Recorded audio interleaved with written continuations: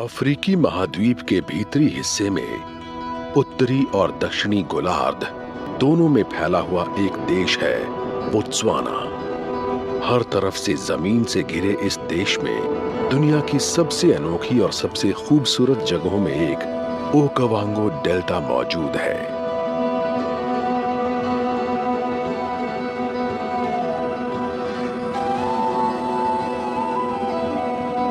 लाखों साल पहले ओकावांगो डेल्टा एक बड़ी झील का हिस्सा था, जिसका पानी और दलदल आज के कालाहारी रेगिस्तान के काफी बड़े इलाके में फैला हुआ था। पृथ्वी की गतिविधियों ने यहां से बहने वाली विशाल नदियों के बहाव को रोक दिया, जिससे उन्होंने लगभग 20 लाख टन रेत और तलछट सूखी जमीन पर छोड़ दी। ये पंखे के खास आकार में फैल गया और इससे आज के ओकावांगो डेल्टा का निर्माण हुआ, जो 15,540 वर्ग किलोमीटर में फैली खाड़ियों, जलधाराओं और टापुओं की एक भूल भुलैया है। ये अफ्रीका का सबसे बड़ा और सबसे खूबसूरत नखलिस्तान है। ओकावांगो नदी इस विशाल जल कुंड को भरती है। ये नदी अंगोला से निकलती है, लेकिन कभी समुद्र तक नहीं पहुंच पाती। उसकी बजाय ये अपना पानी कालाहारी के रेगिस्तान की रेत पर छोड़ देती है, जिससे मीठे पानी, बड़े बड़े पेड़ों और सरकंडों की झाड़ियों की ये जन्नत बनती है।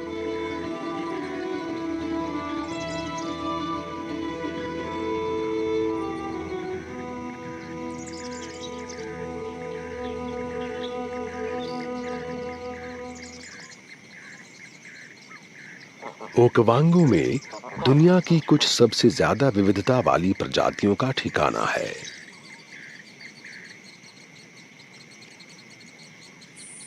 अगर यहाँ आज भी रेगिस्तान होता, तो वो जीव नहीं रह पाते जो आज यहाँ खूब पल बढ़ रहे हैं। हिप्पो यहाँ लौट आए हैं।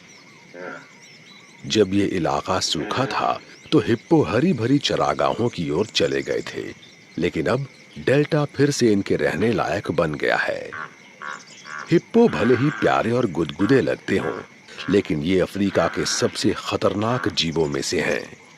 ये बहुत आक्रामक और अपने इलाके की हिफाजत के लिए सजग होते हैं। ओकावांगो के कुछ इलाकों में तो हिप्पो 2 दशक से भी ज्यादा समय तक गायब रहे। अब नदी नालों के पूरी तरह भर जाने से इन्हें तब तक के लिए ठिकाना मिल गया है जब तक यहाँ पानी है।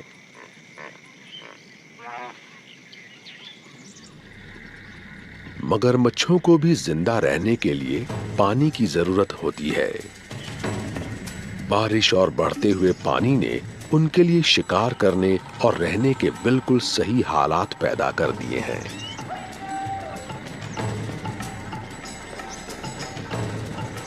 हाथी काफी समय से इस डेल्टा के आसपास की दलदलों और मैदानों में रह रहे हैं।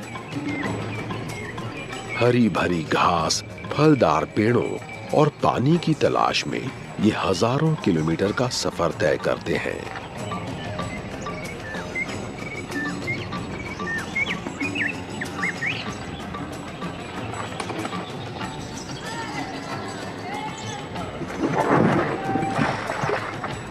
हाथी प्रवास यानी माइग्रेशन के लिए पीढ़ी दर पीढ़ी चले आ रहे रास्तों का इस्तेमाल करते हैं, लेकिन फिलहाल ये यहीं रहने वाले हैं।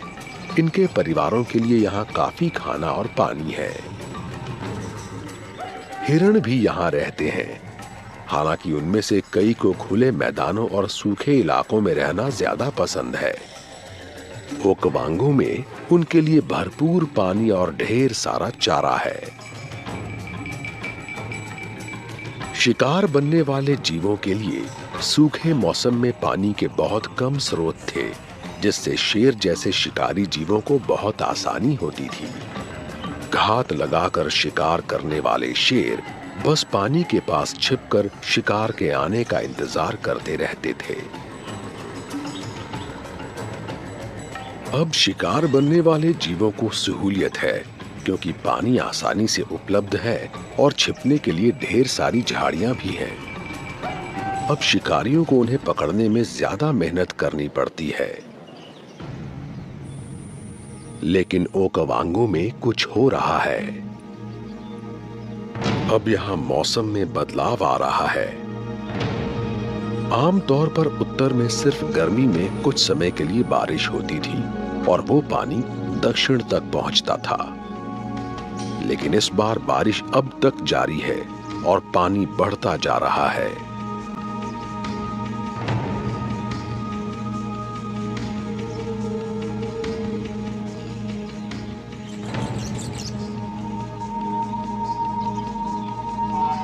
कुछ महीने पहले तक ये इलाका काफी सूखा हुआ था, क्योंकि वो गर्मी का मौसम था और उत्तर में हुई बारिश का पानी यहाँ तक नहीं पहुंचा था। इस डेल्टा को सिर्फ यहाँ हुई मौसमी बारिश का पानी ही मिल रहा था। ओकावांगो नदी का इलाका कम से कम 15,540 वर्ग किलोमीटर का है, लेकिन ज्यादा बारिश वाले सालों में जबरदस्त सालाना बाढ़ के साथ इसका पानी कालाहारी रेगिस्तान में 22,000 वर्ग किलोमीटर तक फैल जाता है। अब हालात बदल गए हैं और यहाँ रहने वाले जीवों को पानी वाली अपनी नई जीवन शैली के मुताबिक ढलना होगा। गर्मी के सूखे महीनों के दौरान इन्हें पानी सिर्फ जल कुंडों से मिलता है, जो बहुत कम और एक दूसरे से काफी दूरी पर हैं। लेकिन वो सब बीच में नदी के काफी बड़े हिस्सों में डूब गए हैं। शाकाहारी जीवों के लिए ये बिल्कुल सही हालात हैं। ऐसे में उन्हें ज्यादा खाना मिलता है।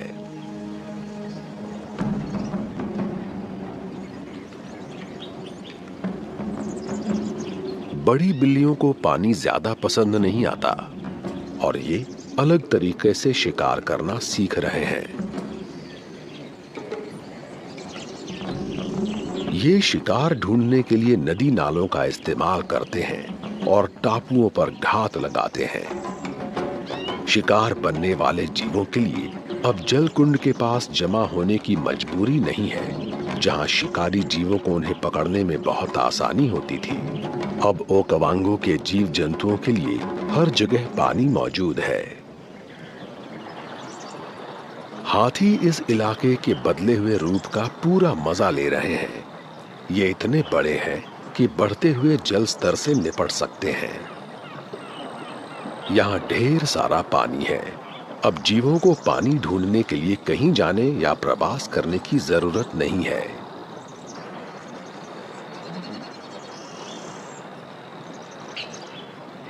पानी से भरे नए इलाकों के साथ ओकावांगो डेल्टा का जीवन भोजन, छांव, खूबसूरती और मौज मस्ती का जरिया है।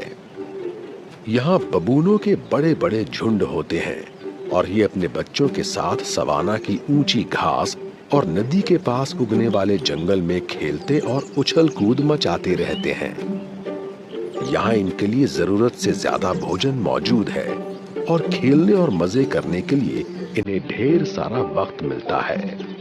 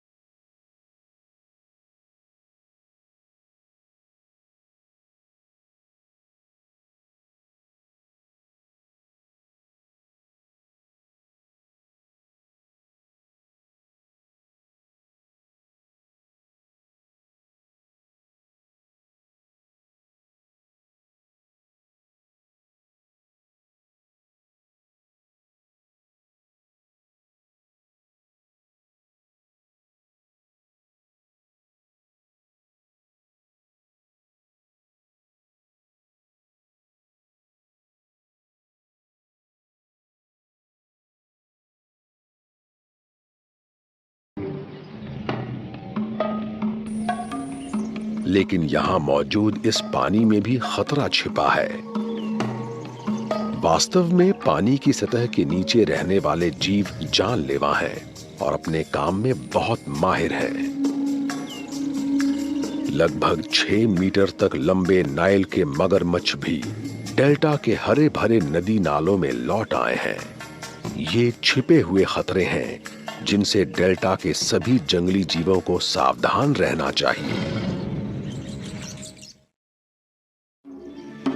ये एक नया दिन है। चरने वाले जीव जी भरकर पानी पी रहे हैं और इनकी किस्मत अच्छी है। आज यहाँ कोई मगरमच्छ शिकार नहीं कर रहा है, कम से कम नदी के इस हिस्से में तो नहीं।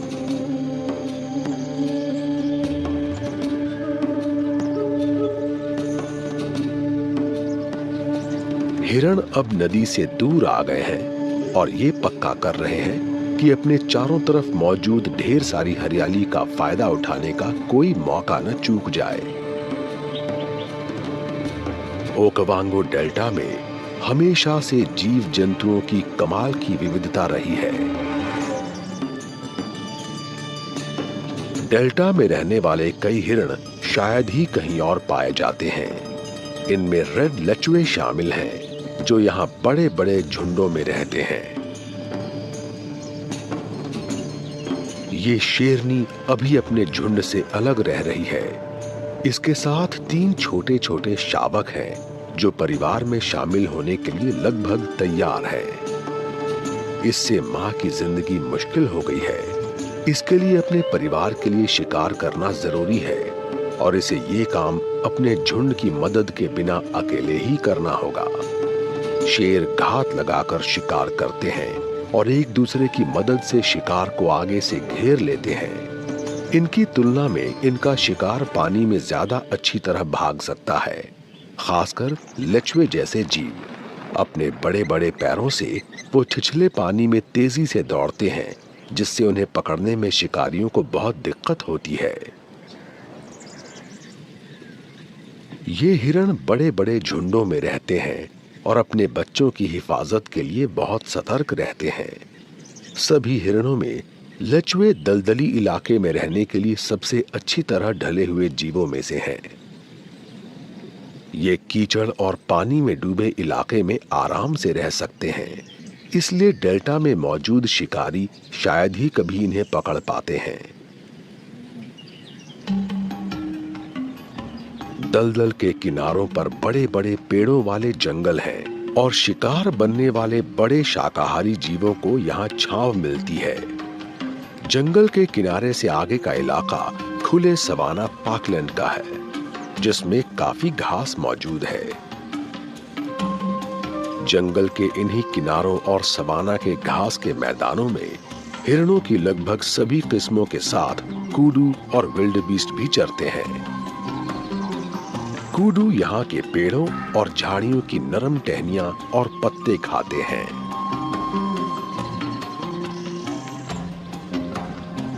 ये बहुत बड़े हिरण हैं और इनका वजन 320 किलोग्राम से भी ज्यादा हो सकता है।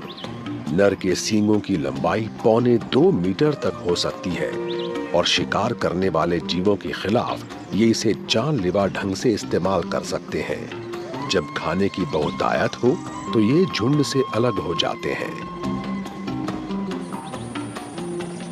विल्डबीस्ट को सवाना का जोकर भी कहा जाता है, क्योंकि ये बिना किसी वजह के अचानक हवा में उछल जाते हैं।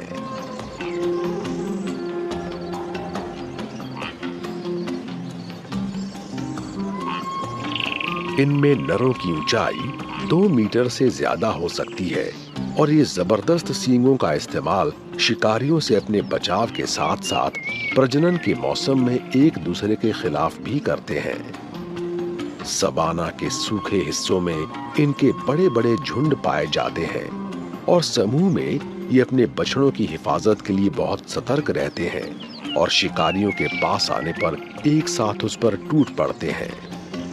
ये घास चरने वाले जीव हैं और हरी भरी घास खाने के लिए दलदली इलाके में आए हैं, लेकिन ये पानी में डूबे इलाकों में रहने के लिए ढले हुए नहीं हैं।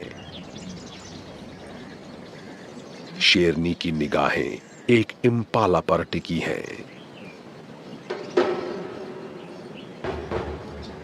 घास चरने वाला ये छोटा सा हिरण जरूरत पड़ने पर 2.5 मीटर तक उछल सकता है।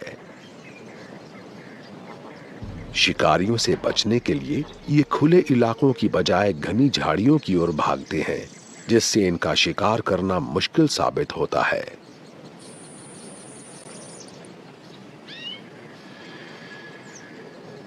इम्पाला को शेरनी की मौजूदगी की जानकारी है, इस पर घात लगाना मुश्किल होगा।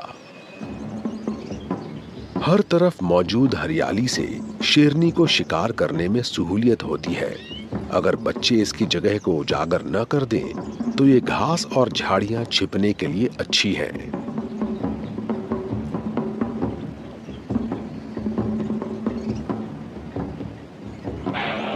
अचानक इम्पाला भाग निकले और ये आज रात किसी का शिकार नहीं बनने वाले हैं।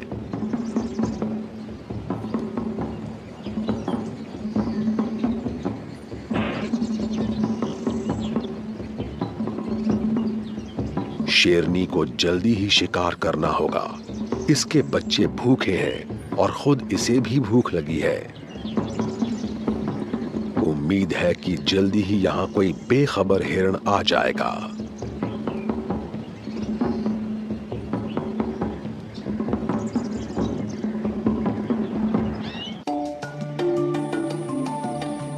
अंगोला में हो रही बारिश का पानी जैसे ही नामीबिया और फिर बोत्सवाना के डेल्टा क्षेत्र में पहुंचने लगता है, ये पूरा इलाका बदलने लगता है और यहाँ कुछ जगहों पर पानी की गहराई लगभग 4 मीटर तक हो सकती है।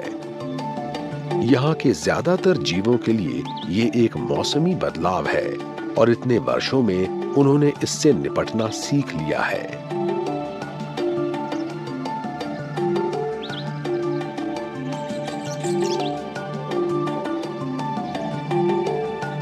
इस इलाके के कुछ सबसे बड़े पेड़ यहाँ के नदी नालों के किनारे उगते हैं, जैसे लेडवुड के पेड़।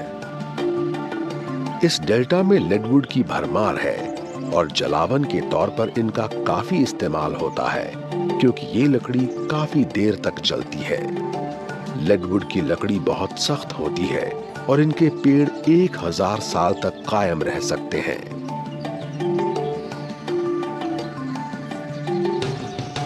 फिग के पेड़ों की ऊंचाई 6 मीटर तक होती है और ये भी 1000 साल तक कायम रह सकते हैं। अपनी लकड़ी और फल के लिए पसंद किए जाने वाले सिकमोर फिग के पेड़ हाथियों और ऐसे अन्य जीवों के लिए खाने का अच्छा स्रोत हैं, जो पेड़ों से भोजन हासिल करते हैं।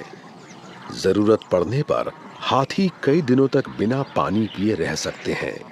ये एक बार में ढेर सारा खाना भी खा सकते हैं। इनका भोजन आसानी से नहीं पचता, इसलिए इन्हें सही पोषण प्राप्त करने के लिए ज्यादा से ज्यादा मात्रा में खाना पड़ता है।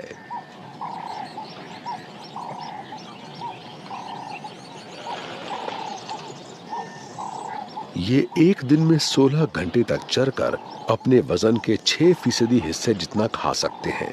इस इलाके में नरों का वजन 5000 किलो तक होता है, यानी वे रोज 250 किलो तक खा सकते हैं। किस्मत से अपनी लंबी और कई तरह से काम आने वाली सूंड की वजह से इन विशाल जानवरों को पेड़ की ऊंची टहनियों या नीचे मौजूद खाना हासिल करने में ज्यादा दिक्कत नहीं होती।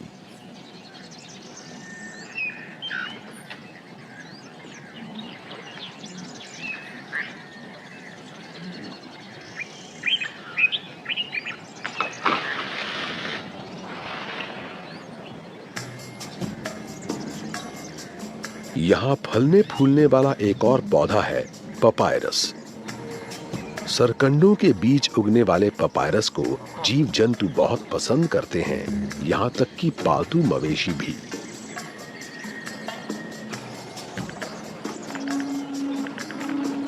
खासकर हाथी अक्सर इनके तनों और पत्तों को खाते रहते हैं।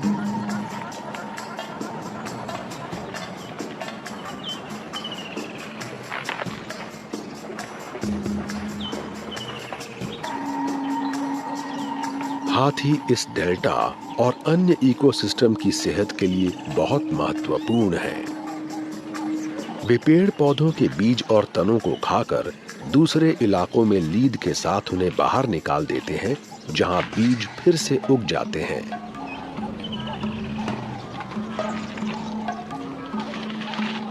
बीजों को फैलाने के लिए अगर हाथी न हो तो पेड़ों की कम से कम 30% प्रजातियां गायब हो सकती हैं।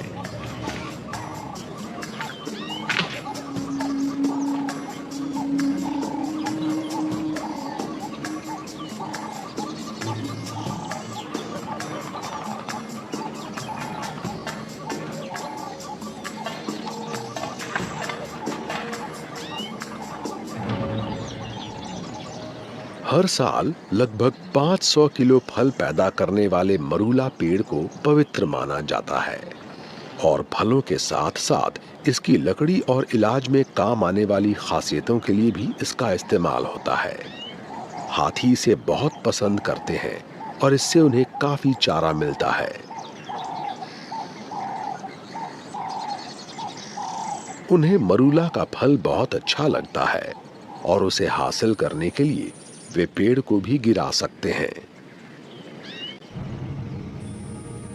डेल्टा में हिप्पो भी खूब पल बढ़ रहे हैं। इन्हें अपनी दुनिया के लिए बस 2 चीजें चाहिए, अपने शरीर को डुबोने लायक पानी और चरने के लिए आसपास ढेर सारी घास वाली जगह है। काफी बारिश होने की वजह से इनके पास जरूरत की हर चीज मौजूद है। हिप्पो अपने हमलावर तेवर और चिड़चिड़े स्वभाव के लिए मशहूर है और अफ्रीका में शायद ये नाइल के मगरमच्छ से भी ज्यादा लोगों को मारते हैं। नरों का वजन 300 किलोग्राम से भी ज्यादा होता है और ये आक्रामक जीव अपने इलाके की हिफाजत करते हैं। इनकी आपसी लड़ाइयां काफी देर तक चलती हैं।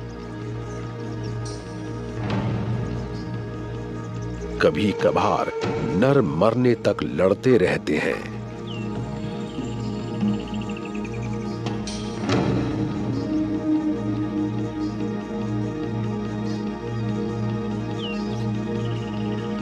लेकिन नदियों के सूख जाने पर इन्हें धूप और गर्मी और भूखे शिकारी जीवों दोनों से बहुत खतरा रहता है।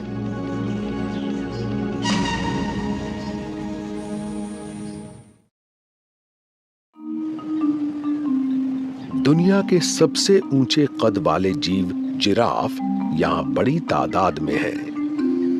नरों का कद 5.5 मीटर तक हो सकता है और ये शानदार विशाल जीव जंगल के किनारों और सवाना के घास के मैदानों में हरियाली चरते हुए आराम से घूमते रहते हैं। कांटों वाले पेड़ जिराफ के लिए कोई बड़ी समस्या नहीं है, क्योंकि जीभ और होठों पर मौजूद सख्त उभार इन्हें कांटों से बचाते हैं। शिकारी जीवों से अपनी बेहतर हिफाजत के लिए जिराफ झुंड में रहते हैं।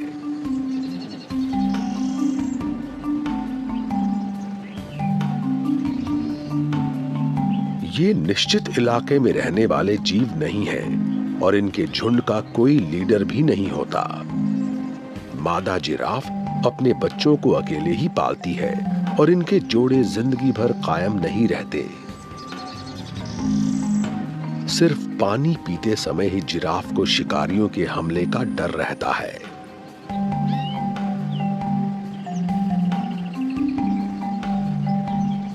इनकी लंबी गर्दन में इंसान की तरह ही 7 वर्टिब्रे होती हैं, जिससे झुकी हुई हालत में इनकी गतिविधियां सीमित हो जाती हैं। इन्हें पानी पीने के लिए अपनी टांगों को फैलाकर बहुत अजीब सी स्थिति में आना पड़ता है।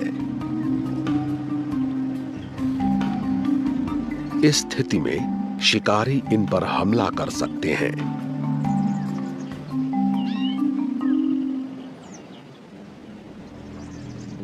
खतरे इनके चारों तरफ हैं। जलकुंडों और नदी नालों में सतह के नीचे छिपे मगरमच्छ या पास की झाड़ियों में छिपा कोई भूखा शेर।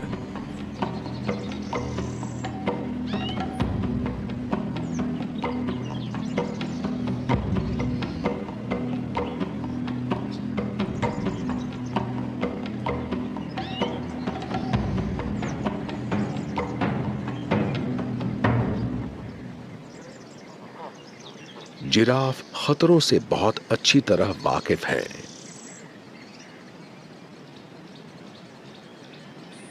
ये नदी के किनारे ज्यादा वक्त नहीं बिताते और फटाफट पानी पीकर निकल जाते हैं।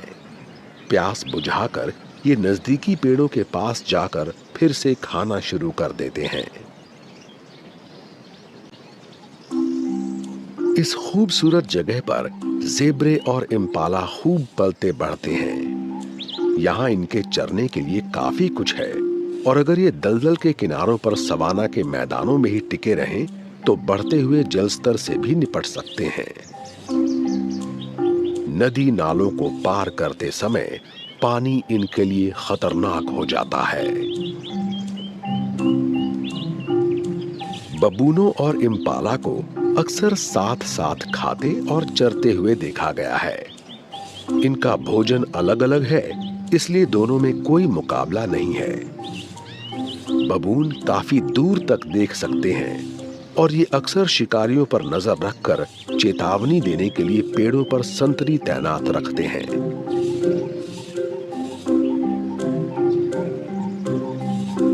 दोनों प्रजातियां साथ मिलकर नजर रखती हैं।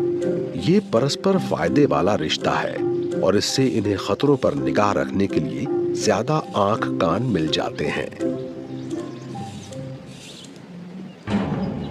ये नाइल के मगरमच्छों के शिकार का इलाका है।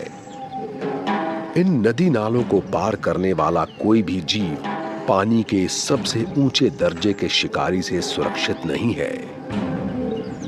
अपने खास रंग और पानी की सतह के ठीक नीचे छिप सकने की क्षमता के कारण ये यहाँ से गुजरने वाले बेखबर जीवों को नजर नहीं आते।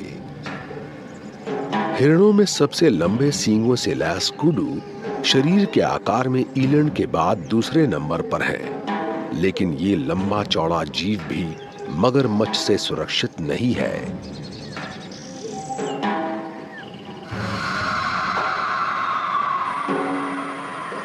घबराए हुए कुडू ये देखने की कोशिश कर रहे हैं कि पानी की सतह के नीचे कोई खतरा है या नहीं।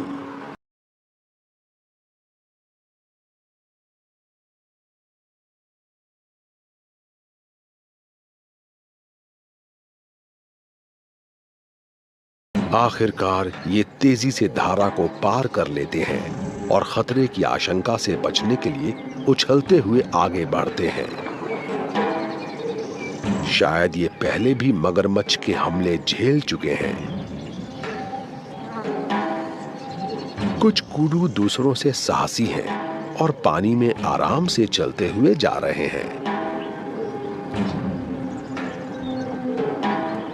ये कुडू खुशकिस्मत है।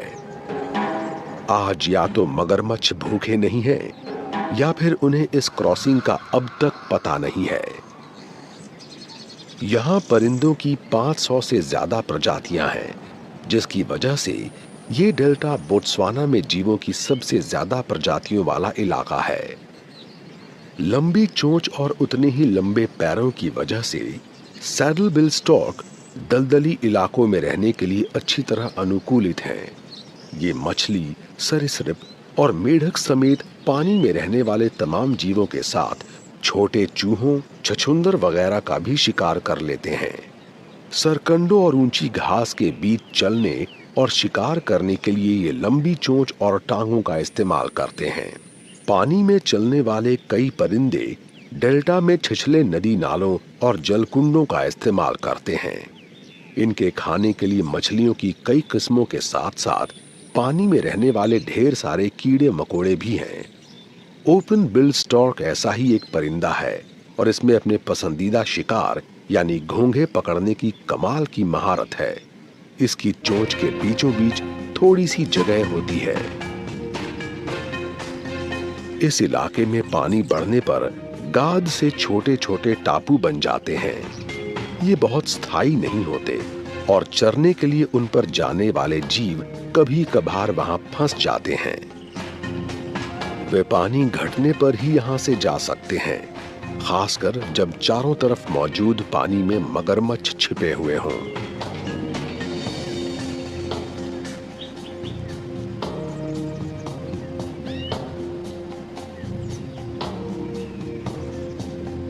टापुओं पर फंसे हुए जीव वहां का सारा चारा सफा चट कर देते हैं और इससे टापू की कैद से निकलने तक उन्हें भूखा रहना पड़ सकता है।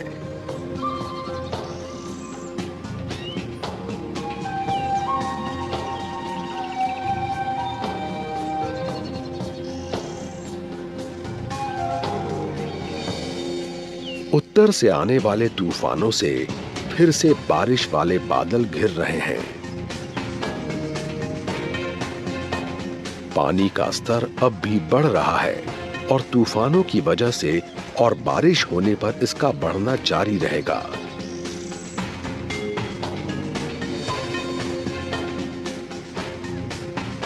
ओकावांगो के जीवों को इन बदलावों से निपटना सीखना होगा। इनके सामने कोई उपाय नहीं है। बारिश और मौसम में बदलाव पर किसी का जोर नहीं चलता।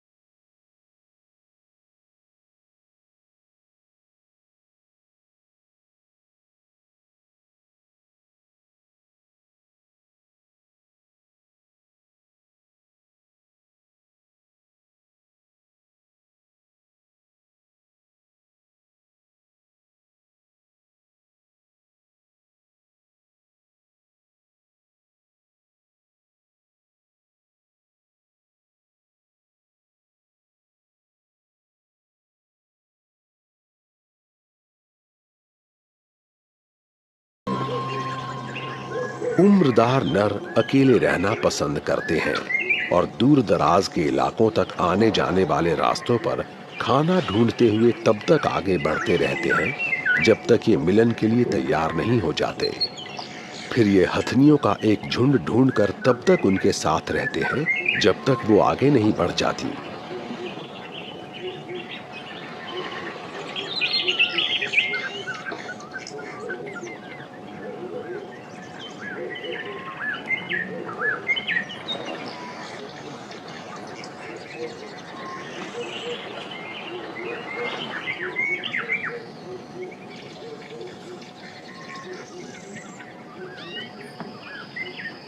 हथनियों के झुंड में कम उम्र के नर भी अपने परिवार के साथ रहते हैं, लेकिन ये किशोरावस्था तक ही यहाँ रह सकते हैं और फिर इन्हें झुंड से निकाल दिया जाता है। इनकी टीनेज वाली शरारतें झुंड के अन्य सदस्यों के बर्दाश्त से बाहर हो जाती हैं।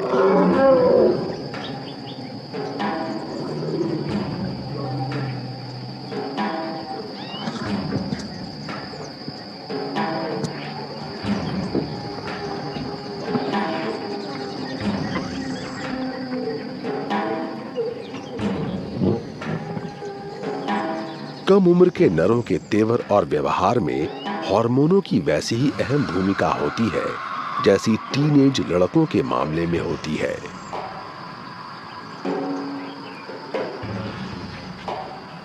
किशोरावस्था में पहुंचते ही छोटे नर उद्यमी हो जाते हैं और इनमें लैंगिक परिपक्वता आने लगती है और ये अन्य बच्चों से लड़कर आमतौर पर शांत रहने वाले माहौल में हंगामा खड़ा कर देते हैं।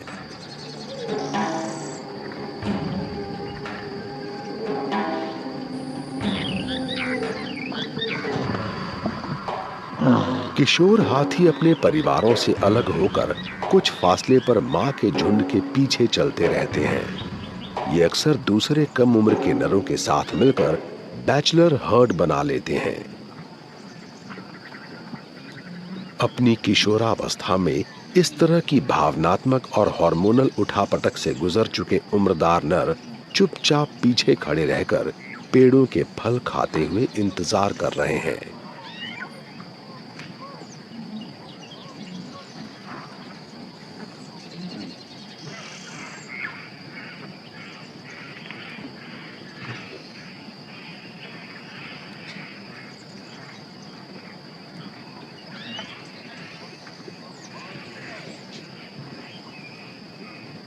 छोटे नर आखिरकार उनके पास पहुंच जाते हैं और फिर इनके बड़े होने और ये सीखने की लंबी प्रक्रिया शुरू होती है कि असली बड़े नरों जैसा व्यवहार कैसे करें।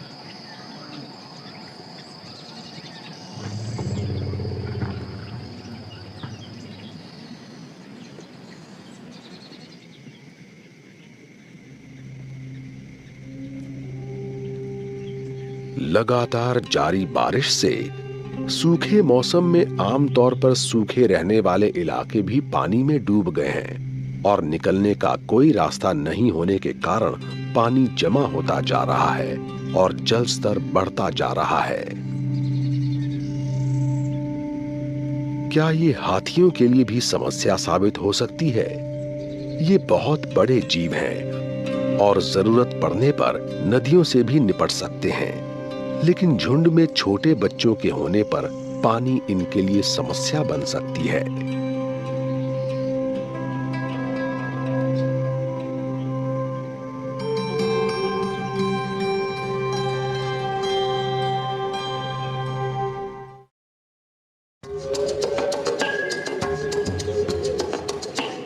फिलहाल काफी हरियाली है और यहाँ रहने वाले सभी जीवों के लिए काफी भोजन मौजूद है। ये बढ़ते हुए पानी के मुताबिक ढल जाएंगे और अगर इससे दिक्कत हुई तो उससे निपटना भी सीख लेंगे।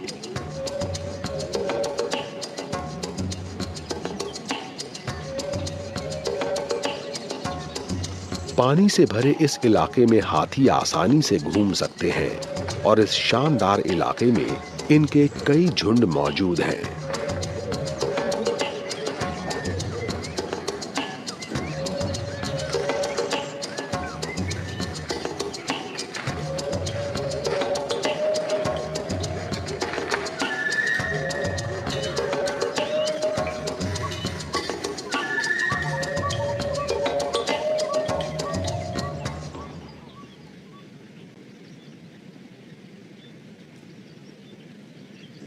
हाथी तैरने में माहिर होते हैं। ये एक साथ अपनी चारों टांगों का इस्तेमाल करते हैं और सूंड से स्नॉकल का काम लेते हैं।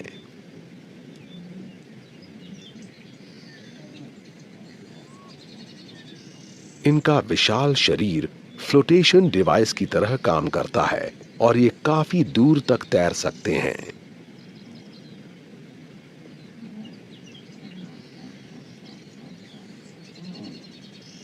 वैज्ञानिकों ने पाया है कि भ्रूणावस्था में भी हाथी की सूंड होती है और इन्हें लगता है कि इसका ये अर्थ है कि लाखों साल पहले हाथी पानी में रहने वाला जीव था।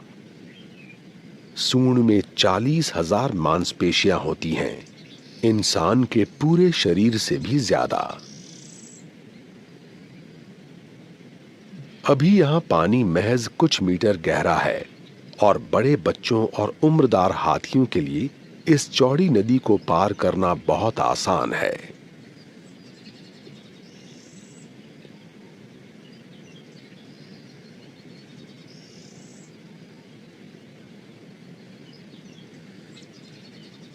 ये इतने ऊंचे हैं कि अपने शरीर की महज आधी ऊंचाई तक पहुंचने वाले पानी से होकर आसानी से गुजर सकते हैं।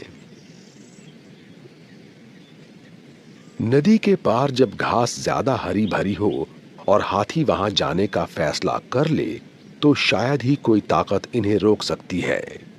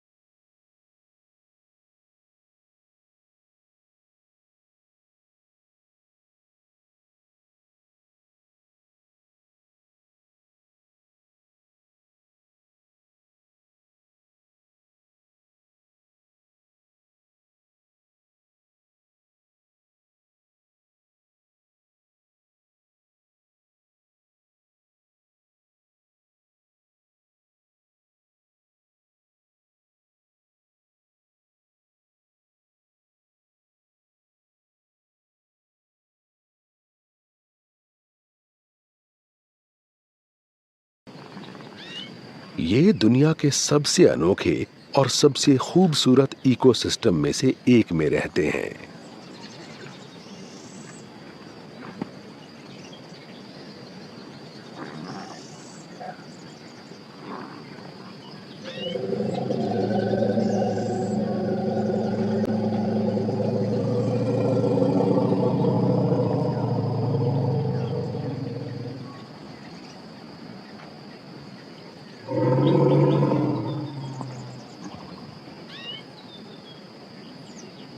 ये हालात बदल जाएंगे, लेकिन मौसमों की तरह ये भी मुमकिन है कि यहाँ एक और बदलाव होगा और शायद पानी फिर से कम हो जाए। अगर ऐसा हुआ तो यहाँ रहने वाले जीव एक बार फिर हालात के मुताबिक ढलकर अपना अस्तित्व कायम रखेंगे।